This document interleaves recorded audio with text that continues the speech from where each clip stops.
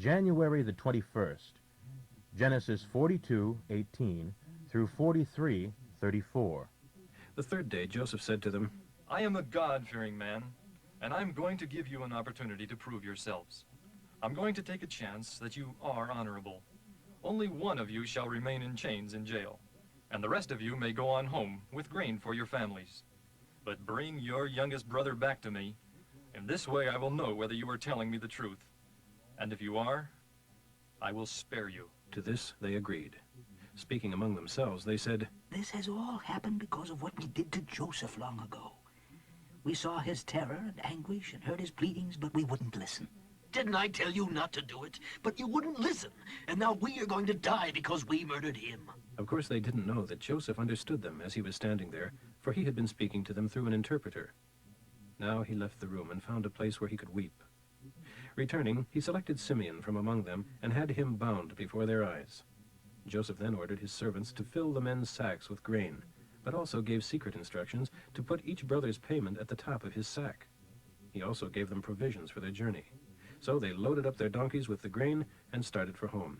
But when they stopped for the night and one of them opened his sack to get some grain to feed the donkeys, there was his money in the mouth of the sack. Look, my money is here in my sack. They were filled with terror. Trembling, they exclaimed to each other, What is this that God has done to us? So they came to their father Jacob in the land of Canaan and told him all that had happened. The king's chief assistant spoke very roughly to us and took us for spies. No, we said, we are honest men, not spies. We are 12 brothers, sons of one father. One is dead, and the youngest is with our father in the land of Canaan. Then the man told us, This is the way I will find out if you are what you claim to be. Leave one of your brothers here with me, and take grain for your families, and go on home. But bring your youngest brother back to me. Then I shall know whether you are spies or honest men. If you prove to be what you say, then I will give you back your brother, and you can come as often as you like to purchase grain. As they emptied out the sacks, there at the top of each was the money paid for the grain. Terror gripped them, as it did their father. Then Jacob exclaimed, You have bereaved me of my children. Joseph didn't come back. Simeon is gone. And now you want to take Benjamin too. Everything has been against me. Then Reuben said to his father, Kill my 2 sons if I don't bring Benjamin back to you. I'll be responsible for him. But Jacob replied, My son shall not go down with you, for his brother Joseph is dead, and he alone is left of his mother's children. If anything should happen to him, I would die.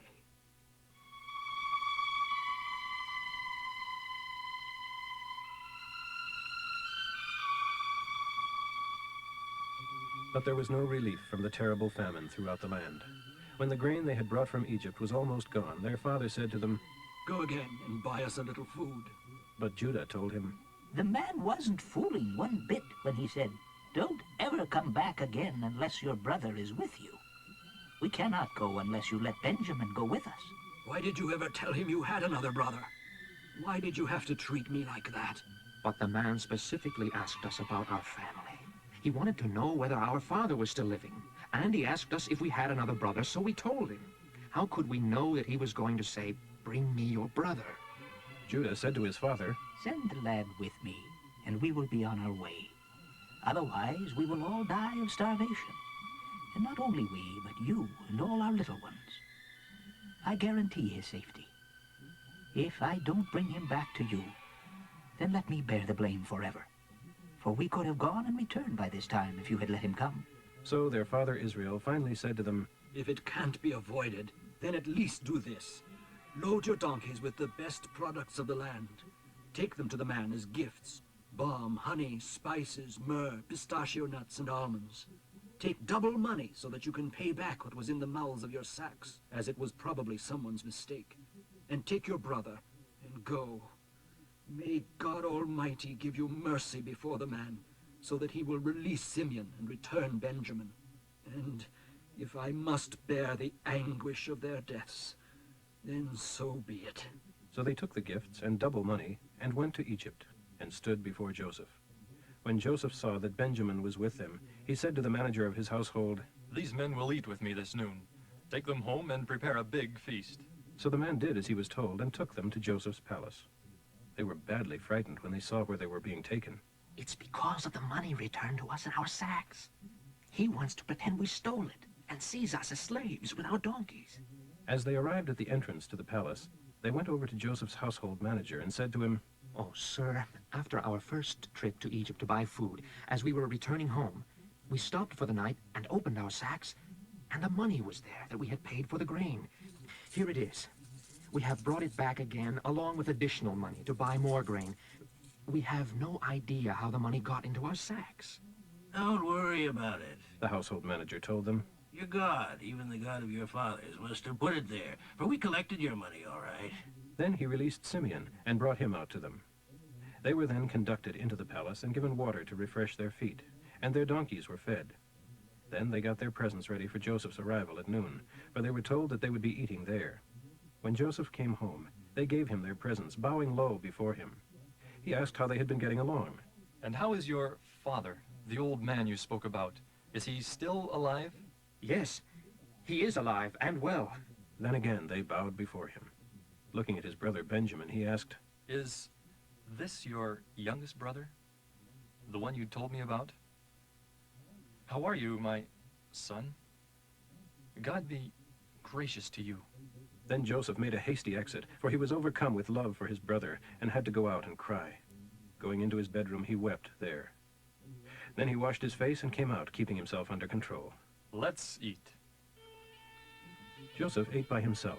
His brothers were served at a separate table, and the Egyptians at still another, for Egyptians despise Hebrews and never eat with them. He told each of them where to sit, and seated them in the order of their ages, from oldest to youngest, much to their amazement. Their food was served to them from his own table. He gave the largest serving to Benjamin, 5 times as much as to any of the others. They had a wonderful time bantering back and forth, and the wine flowed freely.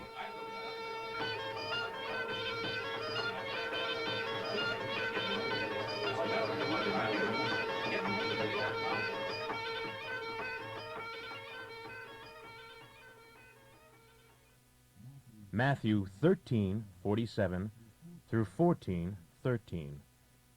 Again, the kingdom of heaven can be illustrated by a fisherman. He casts a net into the water and gathers in fish of every kind, valuable and worthless. When the net is full, he drags it up onto the beach and sits down and sorts out the edible ones into crates and throws the others away.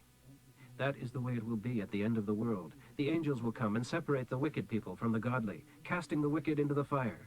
There shall be weeping and gnashing of teeth. Do you understand? Yes, we do. Then he added, Those experts in Jewish law who are now my disciples have double treasures, from the Old Testament as well as from the New. When Jesus had finished giving these illustrations, he returned to his hometown Nazareth in Galilee, and taught there in the synagogue, and astonished everyone with his wisdom and his miracles. How is this possible? The people exclaimed. He's just a carpenter's son, and we know Mary, his mother, and his brothers, James, Joseph, Simon, and Judas. And his sisters. They all live here. How can he be so great?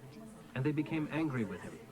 Then Jesus told them, A prophet is honored everywhere, except in his own country and among his own people. And so he did only a few great miracles there because of their unbelief. When King Herod heard about Jesus, he said to his men, This must be John the Baptist come back to life again. That is why he can do these miracles. For Herod had arrested John and chained him in prison at the demand of his wife Herodias, his brother Philip's ex-wife, because John had told him it was wrong for him to marry her. He would have killed John, but was afraid of a riot, for all the people believed John was a prophet. But at a birthday party for Herod, Herodias' daughter performed a dance that greatly pleased him. So he vowed to give her anything she wanted. Consequently, at her mother's urging, the girl asked for John the Baptist's head on a tray. The king was grieved, but because of his oath, and because he didn't want to back down in front of his guests, he issued the necessary orders. So John was beheaded in the prison, and his head was brought on a tray and given to the girl, who took it to her mother. Then John's disciples came for his body and buried it, and came to tell Jesus what had happened. As soon as Jesus heard the news, he went off by himself in a boat to a remote area to be alone. But the crowd saw where he was headed and followed by land from many villages. Psalm 18:16 through 34. He reached down from heaven and took me and drew me out of my great trials. He rescued me from deep waters. He delivered me from my strong enemy, from those who hated me, I who was helpless in their hands. On the day when I was weakest, they attacked. But the Lord held me steady. He led me to a place of safety, for he delights in me. The Lord rewarded me for doing right and being pure. For I have followed his commands and have not sinned by turning back from following him. I kept close watch on all his laws. I did not refuse a single one. I did my best to keep them all, holding myself back from doing wrong. And so the Lord has paid me with his blessings. For I have done what is right, and I am pure of heart. This he knows, for he watches my every step. Lord, how merciful you are to those who are merciful, and you do not punish those who run from evil. You give blessings to the pure, but pain to those who leave your paths. You deliver the humble, but condemn the proud and haughty ones. You have turned on my light. The Lord my God has made my darkness turn to light. Now in your strength, I can scale any wall, attack any troop. What a God he is! How perfect in every way! All his promises prove true. He is a shield for everyone who hides behind him. For who is God except our Lord? Who but he is as a rock? He fills me with strength and protects me wherever I go. He gives me the sure-footedness of a mountain goat upon the crags. He leads me safely along the top of the cliffs. He prepares me for battle and gives me strength to draw an iron bow. Proverbs for today, 4:7-10. Determination to be wise is the first step toward becoming wise. And with your wisdom, develop common sense and good judgment.